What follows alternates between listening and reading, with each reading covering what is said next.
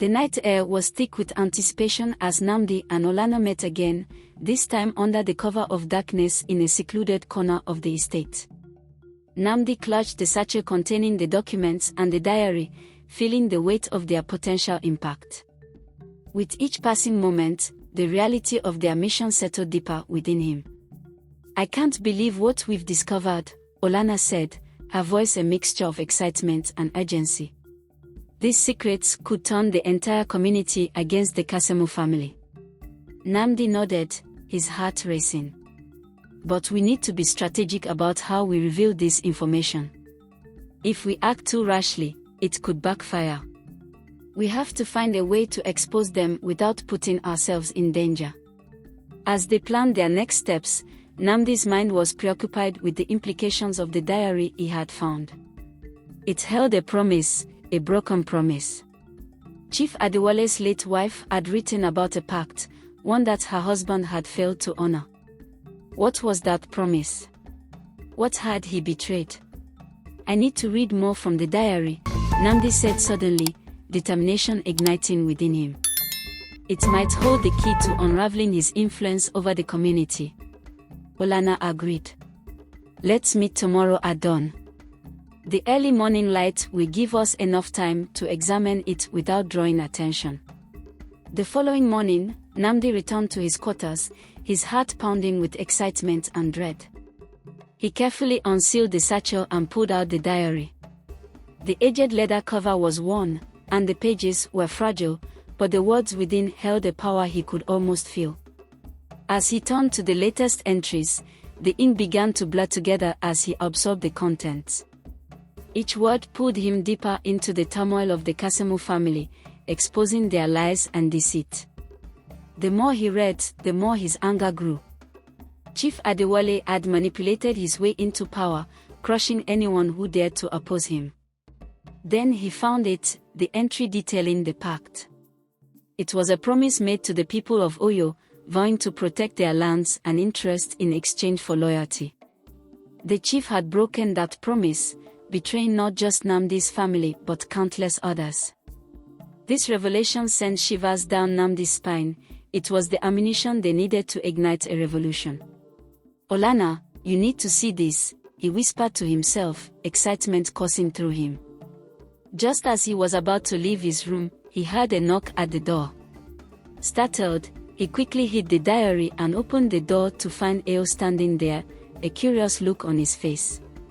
"What are you doing here?" Nnamdi asked, forcing a smile despite the nervousness that bubbled inside him. "I was just checking in on you," Oyo replied, trying to appear casual. "I noticed you've been spending a lot of time alone lately. Is everything okay?" Nnamdi hesitated, gauging whether Oyo was genuinely concerned or if he was fishing for information. "Yes, everything is fine. Just keeping to myself," he replied, hoping to deflect Oyo's curiosity. Oyo narrowed his eyes slightly but then shrugged. "Just remember, we have to stick together. The chief is on edge lately. I wouldn't want anyone to get suspicious."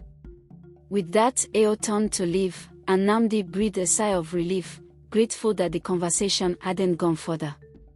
But as Oyo walked away, doubt crept in. Could Oyo be trusted? Or was he another pawn in Chief Adewale's game? Determined to keep his plans under wraps, Nnamdi made his way to the garden, where he knew Olana would be waiting.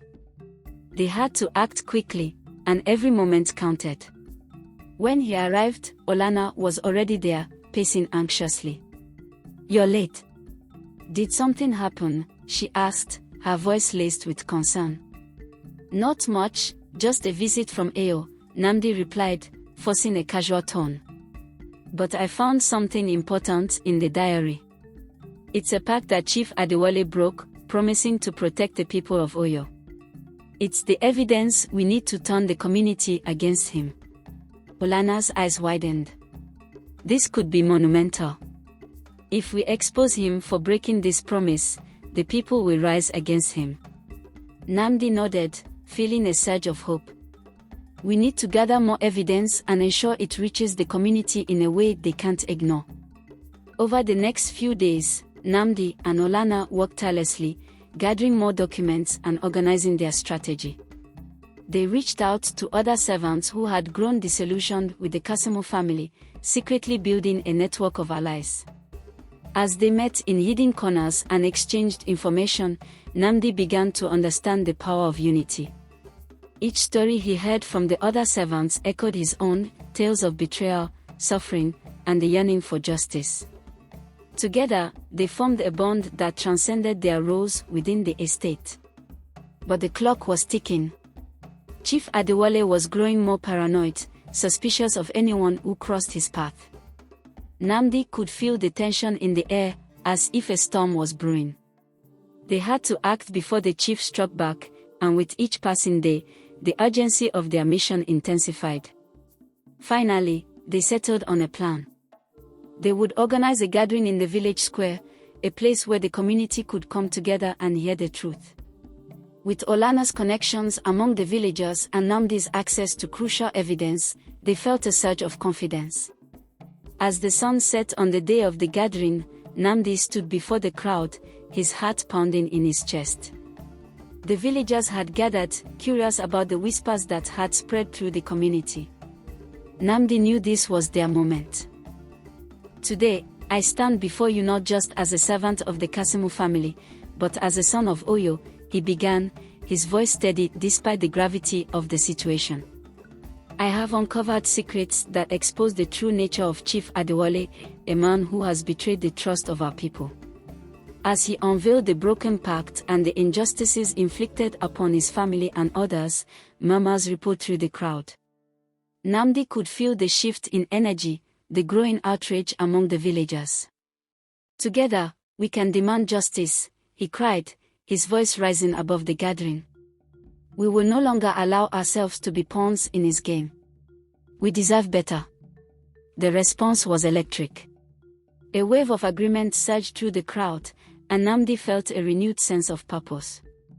This was just the beginning. The Kasimu family's reign was crumbling, and they were ready to reclaim their dignity and rights. But little did Nnamdi know, Chief Adewale was watching from the shadows, his eyes narrowed in fury as he realized his empire was under threat. The battle for justice was far from over, and the true test of loyalty, courage, and resilience lay ahead. The aftermath of the gathering in the village square reverberated through Oyo like a thunderclap. Nnamdi could hardly believe the fervor with which the community had responded to his words. They had rallied behind him, and whispers of rebellion filled the air. However, with excitement came an unsettling awareness of the risks they faced. Chief Adewale was not a man to be trifled with, and Nnamdi knew he would retaliate fiercely. As Nnamdi and Olana retreated to a hidden alcove of the estate, they exchanged anxious glances. The electricity in the air was palpable, but so was the fear of what was to come. We need to be cautious, Nnamdi warned. Adewale will see this as a declaration of war. He's not going to sit idle while we gather strength. Olana nodded, her brow furrowed in concern. We need more allies. If we can unite more of the villagers and even some of the servants, we could form a formidable force against him. True, Nnamdi replied, but we must be careful whom we trust. There are always spies in a place like this. Just then, they heard a rustling from the shadows. Both turned sharply, hands instinctively reaching for the weapons they'd fashioned from discarded tools. Emerging from the darkness was a figure cloaked in a hooded cape. Don't be alarmed, the figure said, stepping into the dim light. It was a woman, her features obscured, but her presence exuded confidence. I'm here to help, she said, lowering her hood to reveal a familiar face. It was Tenny, a former confidant of Chief Adewale and a skilled strategist known for her cunning mind. I overheard your speech in the village square. You have the people's support, but if you want to succeed, you need to understand how Adewale thinks. Nnamdi's heart raced at the sight of her. Tenny had been a trusted advisor to Chief Adewale, but her departure from the estate had been shrouded in controversy. Many believed she had left in disgrace. What do you want from us, Tenny? he asked, suspicion lacing his tone. "I want to see justice served," she replied, her voice steady. "Adewale betrayed me as well. I thought I was safe, but he uses everyone as pawns in his game. I can provide you with valuable insight into his plans." Olana stepped forward, her expression cautious. "How do we know we can trust you? You were once part of his inner circle." "I know," Tenny admitted. "But I can no longer stand by while he continues to ruin lives. The more I watched you, the more I realized I could no longer be a silent observer. I want to help you dismantle his empire from the inside." Nnamdi and Olana exchanged glances. They had spent countless hours strategizing, and the prospect of having someone with Tenny's knowledge was tempting. "If we accept your help, we'll need complete transparency," Nnamdi said finally. "You must share everything you know about Adewale and his plans." "Agreed," Tenny replied, her eyes gleaming with determination. "Let's meet at dawn tomorrow. I'll bring documents and information that will help us understand his next moves."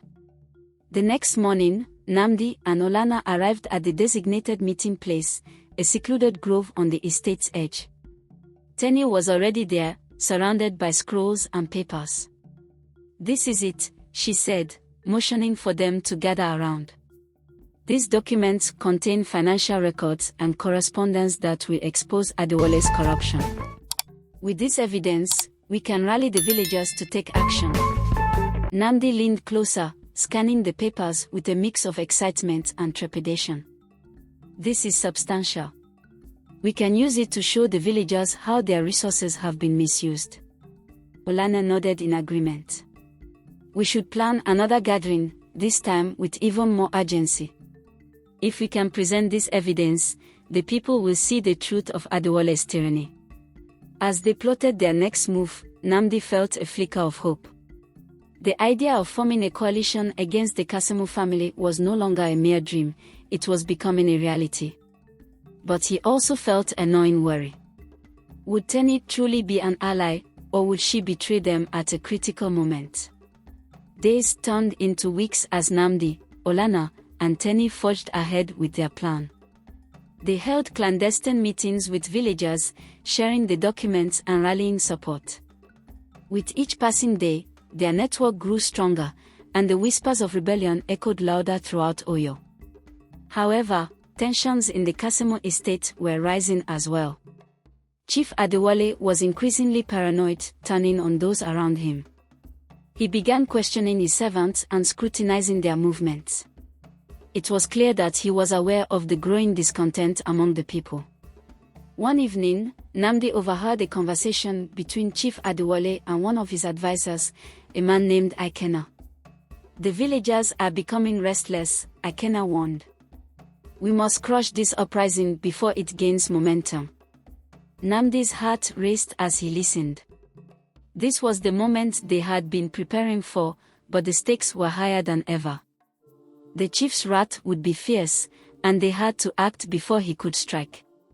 Returning to their hideout, Nnamdi shared the information with Olana and Tenny. "We need to gather the villagers quickly. The chief knows something is brewing, and he will not hesitate to retaliate." Tenny nodded, her expression serious. "We must strike before he can. I have contacts in the village who can help spread the word. We'll hold a meeting at the old market square, where we can gather everyone without raising suspicion." As they prepared for the gathering, Nnamdi felt a mix of excitement and anxiety. This was their chance to expose the chief's corruption, but he knew it would come with great risk. They would be standing against a man who had built his empire on betrayal and deception. On the day of the gathering, villagers filled the square, their faces a mixture of curiosity and apprehension. Nnamdi stepped forward, heart pounding. He looked at Olana and Tenny, then took a deep breath. "Thank you all for coming," he began. "Today, we stand together against the man who has wronged us for too long. Chief Adewale has betrayed the very people who trusted him, and we have evidence to prove it." A murmur of agreement rippled through the crowd, but just as Nnamdi was about to reveal the documents, a commotion erupted at the edge of the square. Chief Adewale, flanked by guards, stormed into the gathering, his eyes blazing with fury. "You dare speak against me," he bellowed, his voice echoing across the market. "You will regret this treachery." Panic erupted among the villagers, but Nnamdi stood firm, feeling the fire of determination rise within him. "We will not back down," he shouted, defiance surging through him. "We deserve justice." The clash between the villagers and the chief's guards escalated, and Nnamdi knew that the time for action was now. He turned to Olana and Tenny, their eyes meeting in a silent understanding. They had come too far to turn back. With courage propelling them forward, they prepared to face the storm that was Chief Adewale, determined to dismantle the chains of oppression that had bound them for far too long. Chaos erupted in the old market square as Chief Adewale's furious presence electrified the air. Villagers scrambled, trying to find cover from the guards he had brought with him. Nnamdi's heart raced as he watched the scene unfold. He could feel the weight of history pressing down on him. This was the moment he had prepared for, and there was no turning back. "Everyone, listen to me," Nnamdi shouted above the noise, his voice echoing through the square. "We stand united against a man who has wronged us. This is our chance to claim our freedom." As the villagers turned their attention to him, Nnamdi caught sight of Olana and Tenny, both standing resolutely beside him. Their expressions mirrored his determination, and it filled him with renewed strength. Adewale stepped forward, his guards positioned behind him like shadows. "You dare challenge me," he thundered. "You will pay dearly for this insolence." With a flick of his wrist, he motioned for his guards to advance, and panic rippled through the crowd. The villagers began to retreat, but Nnamdi remained steadfast, clutching the documents he had gathered. "We have proof of your corruption," he yelled defiantly, holding the papers high above his head. For a moment, the chief hesitated, his eyes narrowing as he processed Nnamdi's words. It was a flicker of doubt, but it vanished as quickly as it had come. "Seize him," he roared, and the guards lunged forward. Nnamdi barely had time to react. He grabbed Olana's hand and pulled her away from the advancing guards. "We have to go," he shouted, adrenaline surging through his veins. "Everyone, run." With a surge of courage, the villagers began to scatter, some pushing past the guards in their desperate bid for freedom. The market square, once filled with anticipation, erupted into chaos. Amid the turmoil, Nnamdi and Olana spotted Tenny sleeping behind a stall, her agile frame darting into the shadows. "We need to regroup," Nnamdi shouted to Olana as they maneuvered through the crowd, ducking under flailing arms and chaos. They finally reached a narrow alleyway that led behind the market. Breathing heavily, they pressed their backs against the cool stone wall, trying to catch their breath. "What now?" Olana asked, her eyes wide with fear. "We can't just let him silence us." Nnamdi nodded, his mind racing. "We need a plan. If we can expose Adewale before he retaliates, we can turn the tide." Just then, a loud commotion erupted from the square. Nnamdi peeked around the corner, heart pounding, and saw the guards forcing villagers to the ground. Chief Adewale stood at the forefront, barking orders. His face was flushed with rage, and his presence was a storm cloud over the scene. "They are going to arrest anyone who spoke out against him," Nnamdi muttered, anger boiling within him. "We need to protect the villagers." Before he could formulate a plan, he noticed a familiar figure approaching the fray, a servant girl named Zainab. She was one of the few who had supported Nnamdi from the beginning. With her determined stride, she made her way toward the guards, her face set in fierce defiance. "What are you doing, Zainab?" Nnamdi called out as he rushed after her, Olana close behind. "You can't confront them alone." "I won't let them take our people," she replied fiercely, her eyes blazing with resolve. "We deserve to be heard." As they caught up to her, Nnamdi grasped her shoulder. We need to be smart about this. If you provoke him, it will only make things worse. Zainab hesitated, then looked around at the gathered villagers, their expressions a mixture of fear and uncertainty. But what if we stand together? If we show them we're united, we can't be silenced. Nnamdi's heart swelled with pride. You're right. We can't let fear dictate our actions. If we stand together, we can make our voices heard. With newfound determination, they rallied the remaining villagers, urging them to stand their ground. As they regrouped, Nnamdi laid out a plan. We'll draw the guards away from the square. If we can get them to chase us, we can create a distraction and buy time for everyone to escape. Olana nodded, her eyes alight with excitement. I'll lead the way. We can slip through the back alleys, and once we're clear, we'll circle back and gather more support. With a plan in motion, they moved as one unit, their hearts beating in sync. Zainab led them toward the side streets, her fearlessness shining brightly amidst the uncertainty. Nnamdi felt a surge of hope, perhaps they could turn this situation around. As they darted through the alleyways, Nnamdi couldn't shake the feeling that they were being watched. The tension in the air grew thick with danger. Suddenly, a chilling realization hit him. We need to split up, he urged. They'll be looking for a large group. If we divide, we can confuse them and regroup later. Reluctantly, the group agreed. They quickly exchanged glances, and with a final nod, they split in different directions, determined to evade the guards.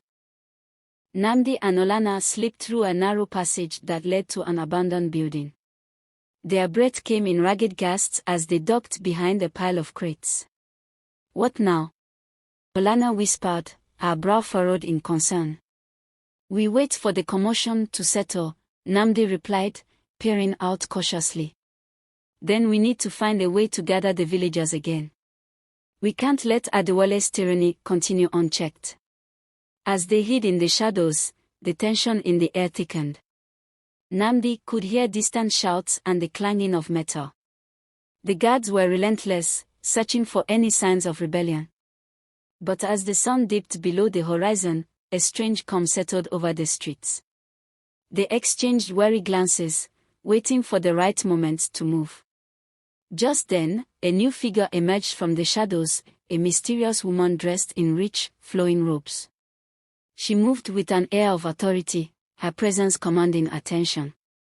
You are in grave danger, she said, her voice low and urgent. The chief knows of your plans, and he will not rest until you are found. Nnamdi's heart raced as he recognized the woman. You're Tola, aren't you? The chief's advisor. Yes, Tola replied, glancing around to ensure they were not being overheard. I have come to warn you. There are forces at work that you do not yet understand. If you continue down this path, you will bring destruction upon yourselves. Nnamdi's instinct flared with suspicion. Why should we trust you? You were once loyal to Adewale. I left him for a reason, Tola said, her eyes earnest. The chief is losing his grip on power, and he will stop at nothing to eliminate anyone who poses a threat to him. You must be cautious. As they listened, the tension thickened in the air. Nnamdi could sense the urgency in Tola's words. What do you suggest we do? He asked, intrigued despite himself. Use the chaos to your advantage, Tola replied. Gather the villagers quietly and prepare them for what is to come. I will provide you with information that can help turn the tide in your favor. With that, Tola slipped back into the shadows, leaving Nnamdi and Olana to grapple with the weight of her warning. The stakes had never been higher, and the path ahead was fraught with peril. They needed to act swiftly, to navigate the treacherous waters of betrayal and ambition.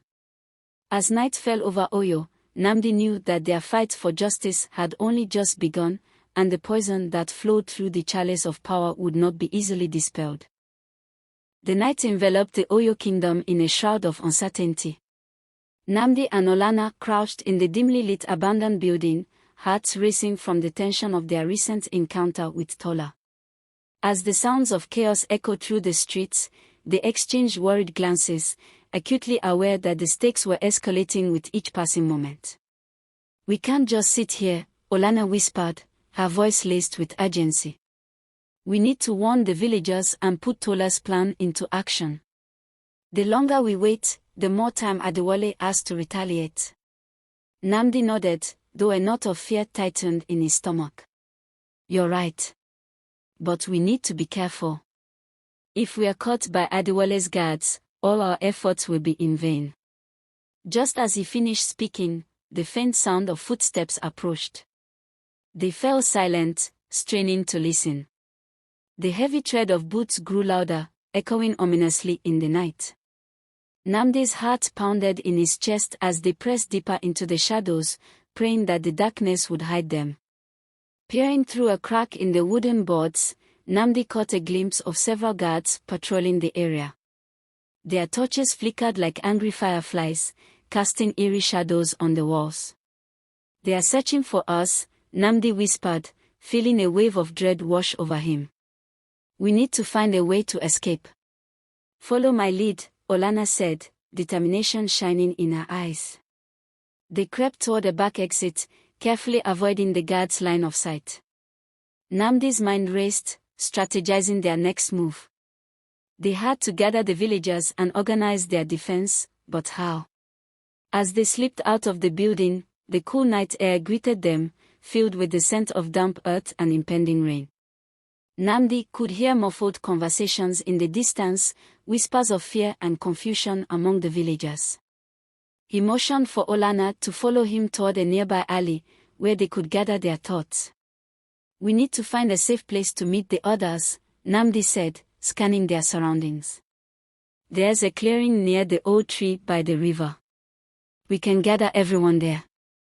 "Let's go," Olana replied, her eyes glinting with resolve.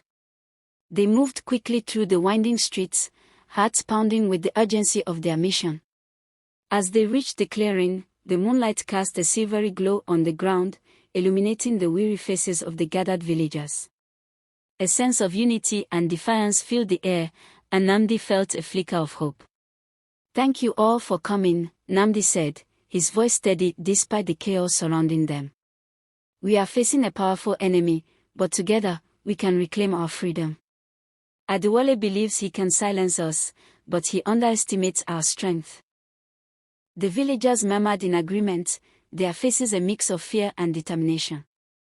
Among them stood Zainab, her eyes fierce and ready for action.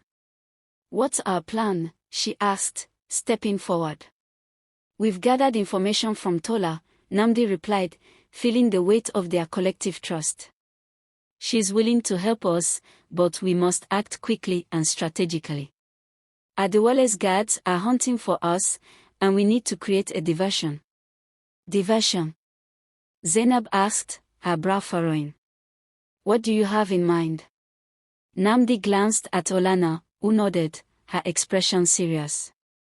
"We can use the festival celebrations tomorrow night as a cover.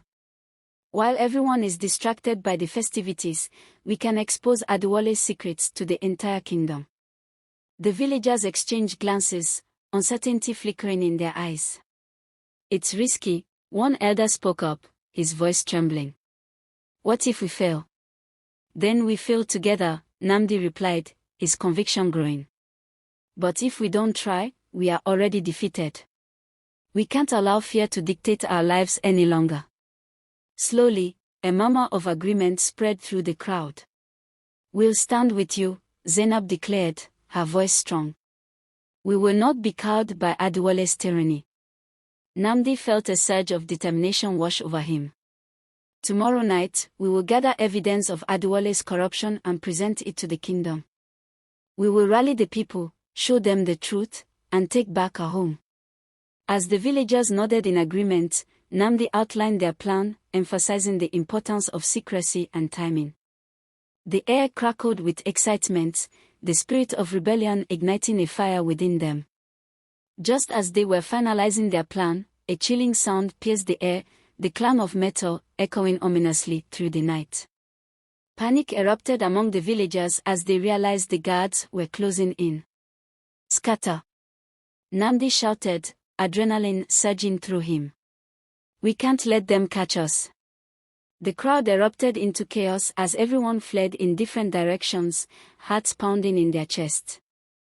Nnamdi and Olana sprinted toward the riverbank, knowing they had to find a way to evade capture. As they ran, the sounds of pursuit grew closer, the guards' shouts echoing in the distance. Nnamdi's mind raced with possibilities. They couldn't allow the guards to catch them, not now, not when they were so close to reclaiming their freedom. "Over here!" Olana shouted, veering toward a cluster of trees that lined the riverbank. They ducked behind the thick trunks, pressing their backs against the bark, breaths ragged and heavy. Peering through the leaves, Nnamdi spotted the guards searching the area, their torches flickering like angry fireflies. They were relentless, determined to root out any signs of rebellion. Nnamdi's heart sank as he watched the guards fan out, moving closer to their hiding place. "We have to keep quiet," he whispered urgently to Olana. "If they find us." Suddenly, one of the guards paused, tilting his head as if sensing something. "Did you hear that?" he called to his companions, his voice laced with suspicion. Nnamdi held his breath, eyes wide with fear. The guard took a few steps closer, and Nnamdi could feel the tension in the air like a cold spring ready to snap. Just then, the sound of a rustling bush drew the guard's attention away. "It's nothing," he muttered, shaking his head. "Let's keep searching." Nnamdi exhaled slowly, relief flooding through him. But the danger was far from over. They needed to move quickly and find a safer place to regroup. As the guards continued their search, Nnamdi whispered to Olana, "We have to get to the old mill. It's secluded, and we can lay low until the coast is clear." Olana nodded, her eyes scanning the area for any signs of danger. They waited for the guards to move further away before slipping out from their hiding spot. Quietly, they made their way toward the old mill, navigating the winding paths along the river. Nnamdi's heart raced with both fear and determination. They were on the brink of a rebellion, and failure was not an option. As they approached the mill, the familiar sight of the weathered structure brought a sense of comfort. It stood strong against the backdrop of the night, a symbol of resilience in the face of adversity. They crept inside, closing the door behind them. The air was stale, filled with the scent of damp wood and forgotten memories. Nnamdi leaned against the wall, trying to steady his racing heart. "We'll wait here until morning," he said, glancing at Olana. "Once the sun rises, we'll gather the villagers again and set our plan into motion." But as he spoke, a flicker of doubt crept into his mind.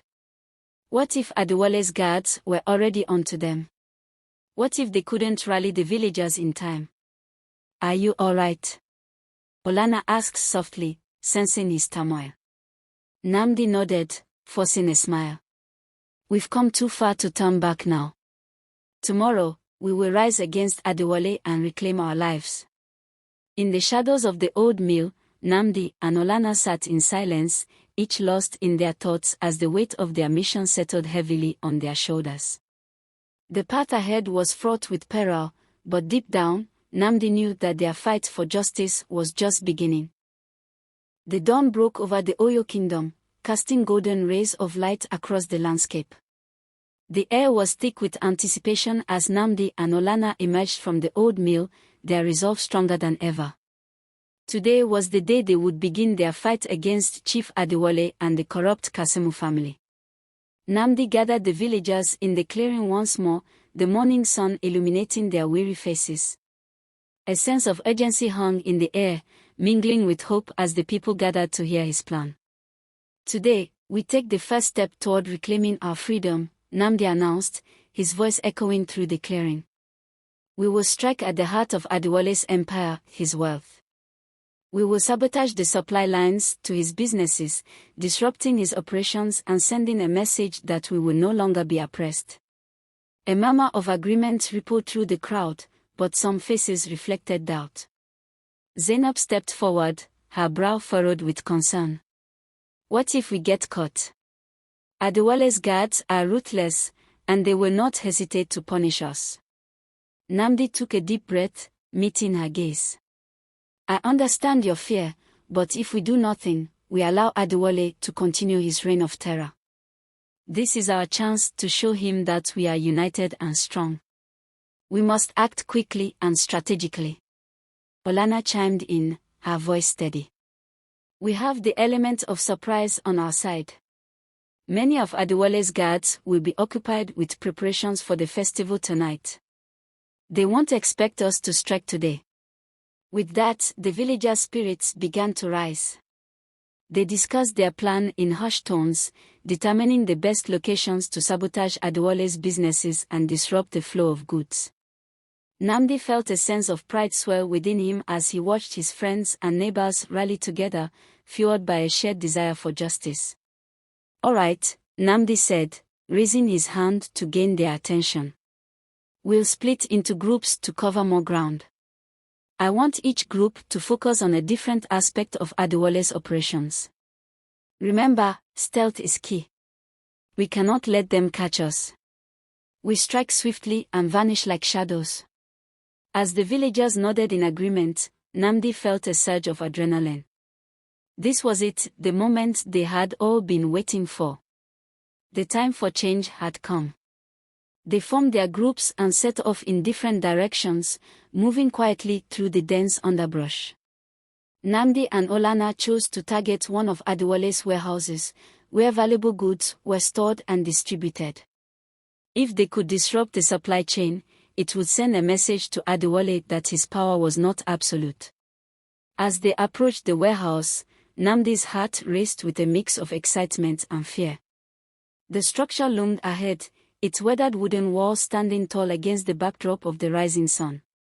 A few guards patrolled the area, their eyes scanning for any signs of trouble.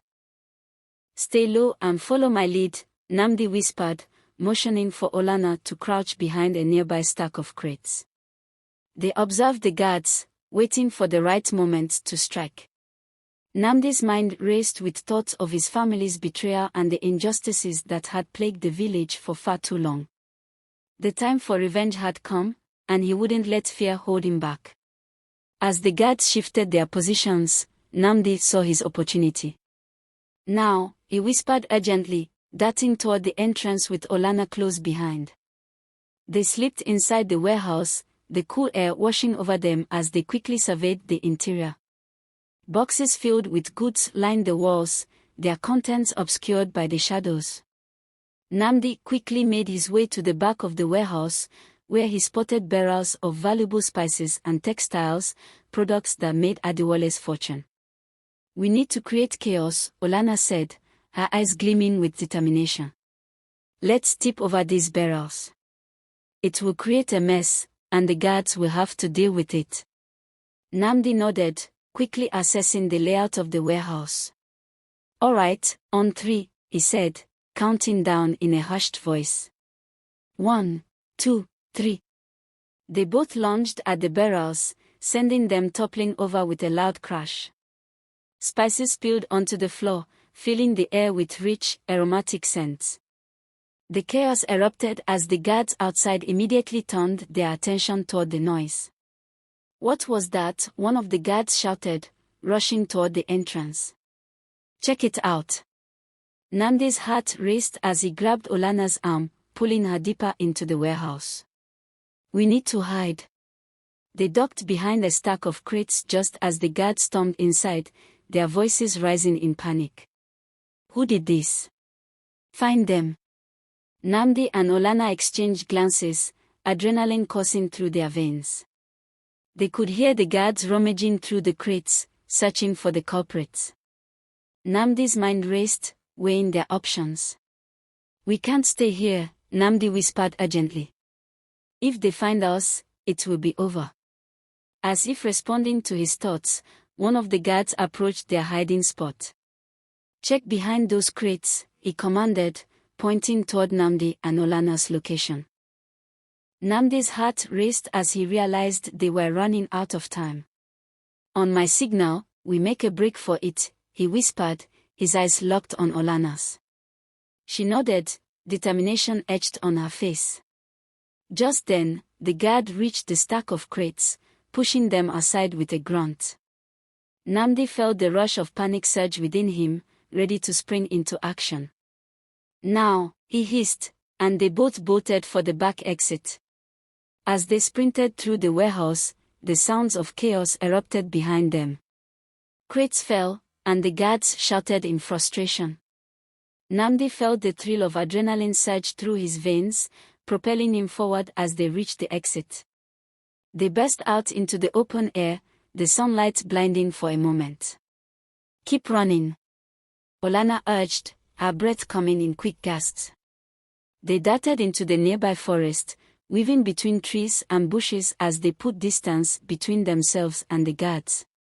Once they were far enough away, they slowed to catch their breath, leaning against a tree as they tried to steady their racing hearts. "Did we do it?"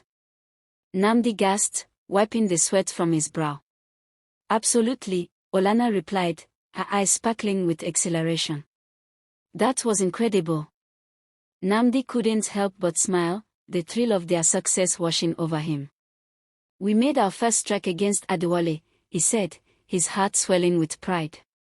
But just as they began to celebrate their victory, a distant sound reached their ears, a chilling horn blast. Nnamdi's stomach dropped. "They are rallying the guards. We need to warn the others." With renewed urgency, they sprinted through the forest, determined to reunite with the villagers and share the news of their success. The rebellion was just beginning, and they couldn't afford to let fear slow them down. As they reached the clearing where they had gathered before, Nnamdi spotted the villagers still discussing their plans. He raised his voice, calling out to them. "Everyone! We struck at the warehouse, and it was a success."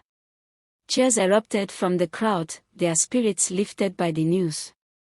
"But we need to act quickly," Nnamdi continued, his expression serious. "The guards will be on high alert. We need to regroup and prepare for our next move." As they strategized their next steps, Nnamdi felt a surge of hope. They were fighting for their future, and with every action they took, they moved closer to reclaiming their freedom from the clutches of the Kasimu family.